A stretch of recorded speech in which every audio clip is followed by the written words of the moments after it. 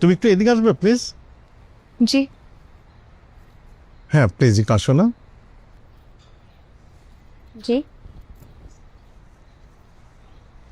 এটা একটু রাখো প্লিজ। হ্যাঁ এটা কেন? রাখো না প্লিজ। বাবা থাক, ওকে টাকা দিও না, ও নিবে না, ইনসাল্টেড ফিল করে। না লাগছে না।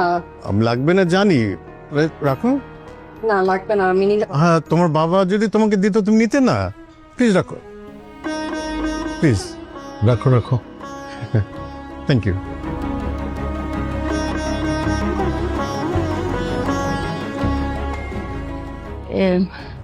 বিয়ে সাহেব একটু মিষ্টান্ন মুখ করেন। না ডেজার্ট আমি খাবো না। ফাতিমা মিষ্টি আর দই নিয়ে আয়। আচ্ছা। তো আমি তো আপনাদের বাসায় খেয়ে আমি সত্যি সত্যি খুবই ভালো লাগলো। সো নেক্সট টাইম কিন্তু আমার বাসায় আপনাদের যেতে হবে এবং ওর রান্না টেস্ট করতে হবে। যেতে হবে মানে কি?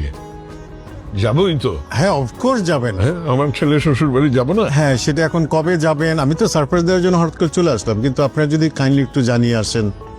আমাদের বৌমা আছে, ওর সাথে কথা হবে। হ্যাঁ তুই একটু কোঅর্ডিনেট করে কিন্তু আমাকে তবে যাবে। আপনি যেমন না বলে চলে এসছেন, আমরাও কিন্তু একদিন না বলেই যাব। ফাদের আব্বা, আপনার পছন্দের বৌমার কাণ্ডটা দেখছেন? হ্যাঁ, তার জিব্বা ভর্তি যে লোক।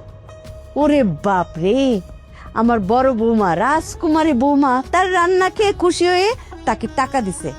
ওমা, সেই টাকা সে নিল না, তার ইগো প্রবলেম, বাবা নিবে না। এখন সেই বৌমারই বাবা যখন তাকে 10,000 টাকা দিছে, তার জিব্বা তো লোভে এত বড় হয়ে গেছে, লক লক করছে। সেই টাকা নিতে তো তার 1 সেকেন্ড লাগে নাই, দেখছেন?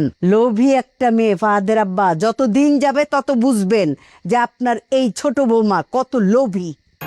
একটা কবিতা শুনবে? শোনো, গদ্য কবিতা। প্রিয়তমা বধূ আমার, তুমি শুধু টাকা বোঝো, সম্পর্ক বোঝো না।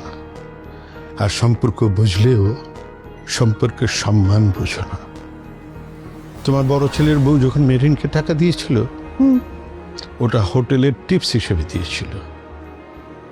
আর তোমার বিআই সাহেব যখন মেরিনকে টাকা দিয়েছে, বলেছিল এটা বাবা হিসেবে দিলাম। এই যে সম্পর্ক, সম্পর্কের সম্মান, এটা বোঝার জন্য তোমাকে অনেক ভাবতে হবে। ভাবছি।